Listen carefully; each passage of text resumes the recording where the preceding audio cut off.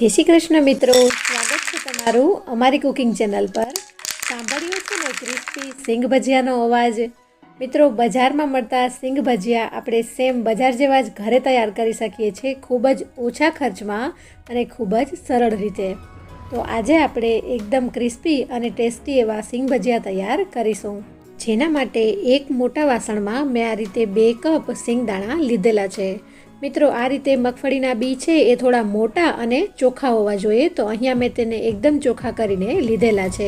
તો આ રીતે મોટા દાણા હોય છે તો સિંગ ભજીયા સરસ તૈયાર થાય છે। હવે આપણે નથી આને શેકવાના, નથી આને બાફવાના, બસ આ જ રીતે આપણે કાચા સિંગદાણા લઈ લેવાના છે। ત્યારબાદ આપણે તેને સાઈડ પર રાખી દેશું અને સિંગ ભજીયા માટેનું બેટર તૈયાર કરીશું, જેમાં જે કપના માપથી મેં સિંગદાણા લીધેલા છે તે જ કપના માપથી એક આખો કપ ભરી અને મેં બેસન લીધેલો છે। અહીંયા બેસનને મેં ચાળીને લીધેલો છે। ત્યારબાદ તેમાં બધા જ મસાલા એડ કરી દઈશું, જેમાં સૌથી પહેલાં સ્વાદ અનુસાર નમક એડ કરીશું। ત્યારબાદ 1 મોટી ચમચી જેટલો લીંબુનો રસ લીધેલો છે। મિત્રો, બજારમાં જે સિંગ ભજીયા મળે છે તેમાં લીંબુના ફૂલ એટલે કે સાઇટ્રિક એસિડનો ઉપયોગ થતો હોય છે। તેનાથી આપણું ગળું પણ ખરાબ થાય છે અને વધુ લીંબુના ફૂલનો ઉપયોગ કરવાથી સ્કિન ડિસીઝનો પ્રોબ્લેમ પણ રહે છે। તો અહીંયા આપણે લીંબુના ફૂલના રિપ્લેસમેન્ટ તરીકે અડધું લીંબુ છે તે ક્વીઝ કરીને એડ કરી દેશું।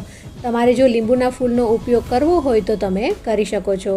ત્યારબાદ અહીંયા 1/4 ટીસ્પૂન જેટલો બેકિંગ સોડા લીધેલો છે। ત્યારબાદ 1/4 ટીસ્પૂન એટલે કે પિંચ જેટલો મેં અહીંયા ઓરેન્જ ફૂડ કલર લીધેલો છે। જો તમારે એડ ના કરવો હોય તો તમે સ્કીપ કરી શકો છો। ત્યારબાદ મસાલાને બેસનની સાથે મિક્સ કરી લેશું। ત્યારબાદ મેં અહીંયા 1 કપ પાણી લીધેલું છે। થોડું થોડું પાણી એડ કરતા જઈ અને આપણે બેસનનું મિશ્રણ છે તે તૈયાર કરીશું। ત્યારબાદ આ રીતે વિસ્કરની મદદથી ફેટતા જશું અને તૈયાર કરતા જશું। જો એકી સાથે બધું જ પાણી એડ કરી દેશો તો બેસનમાં ગાંઠા પડી જશે અને તમારું બેટર સારું નહીં બને।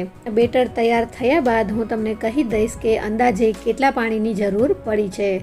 તો અહીંયા આ રીતનું બેટર તૈયાર કરવા માટે અડધા કપ જેટલા પાણીની જરૂર પડી છે, પણ આપણે આને હલાવીને ચેક કરીએ તો બેટર છે એ થોડું થીક લાગે છે।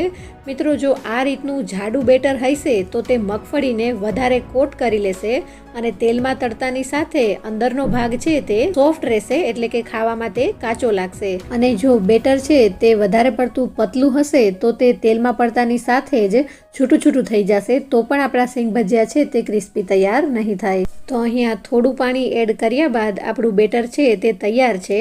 ચમચાની મદદથી બતાવું તો આ રીતે ફ્લોઈંગ કન્સિસ્ટન્સીવાળું બેટર તૈયાર કરવાનું છે। તો આ રીતનું બેટર તૈયાર કરવા માટે મારે 1/3 કપ જેટલા પાણીની જરૂર પડી છે। ત્યારબાદ તૈયાર થયેલા બેટરમાં જે સાઈડ પર રાખેલા મગફળીના બી હતા તેને આપણે એડ કરી દઈશું। મિત્રો, અહીંયા ચમચાની મદદથી સારી રીતે સિંગદાણાને બેટરથી કોટ કરી લેશું। સિંગદાણા બેસનની સાથે મિક્સ થઈ જાય ત્યારબાદ તેને સેટ થવા માટે 10 મિનિટ માટે આપણે ઢાંકી અને સાઈડ પર રાખી દેશું। તે દરમિયાન આપણે સિંગ ભજીયામાં એડ કરવા માટેનો એકદમ ટેસ્ટી અને ચટાકેદાર મસાલો છે તે તૈયાર કરી લેશું, જેના માટે મેં અહીંયા આ રીતની એક મિક્સર જાર રાખેલી છે। તેમાં સૌથી પહેલાં 25 થી 30 નંગ જેટલી મરીને એડ કરી દેશું। ત્યારબાદ તેમાં 10 થી 12 નંગ લવિંગ એડ કરીશું। એક મોટો તજનો ટુકડો છે તેને 3 થી 4 ટુકડામાં ડિવાઈડ કરીને એડ કરેલો છે। ત્યારબાદ અડધી ચમચી જેટલું જીરું એડ કરી દેશું। હવે બધા જ મસાલા કરી લેશું, જેમાં સૌથી પહેલાં અડધી ચમચી સંચળ પાવડરને એડ કરી દેશું।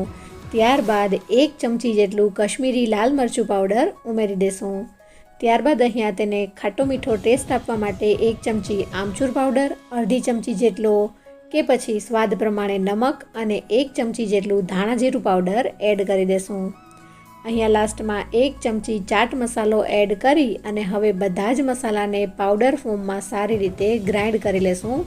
મિત્રો, આ મસાલાને શેકવાની કોઈ જરૂર નથી, તે શેક્યા વગર પણ આટલો સરસ પાવડર તૈયાર થઈ જશે। ત્યાં આપણે મસાલાને સિંગ ભજીયા તળીએ તેની પહેલાં જ તૈયાર કરી લેવાનો છે, જેથી કરીને જ્યારે સિંગ ભજીયા તળીને તૈયાર કરીએ ત્યારે તરત જ આ મસાલાને તેની ઉપર સ્પ્રિંકલ કરી શકીએ। મસાલો રેડી કરી લઈએ એટલે અહીંયા આપણે ચેક કરી લેશું તો સિંગ છે તે મસાલાથી સારી રીતે કોટ થઈ ગયેલી છે।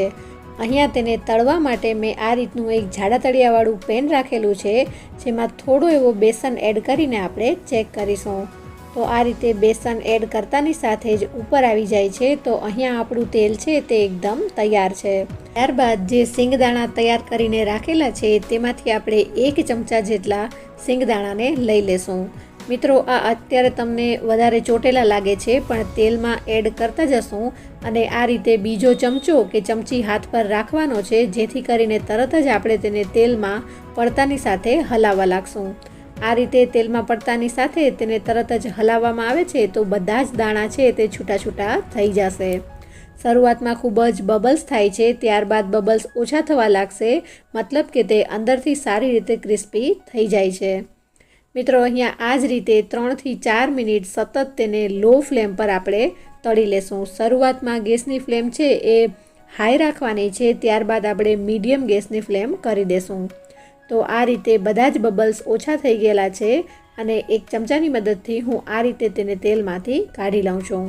ત્યારબાદ હું સિંગ ભજીયાને તેલમાંથી કાઢ્યા બાદ આ રીતના નાના કાણાવાળા એક ઝારામાં એડ કરી દઈશ, જેથી વધારાનું બધું જ તેલ છે તે નીકળી જાય.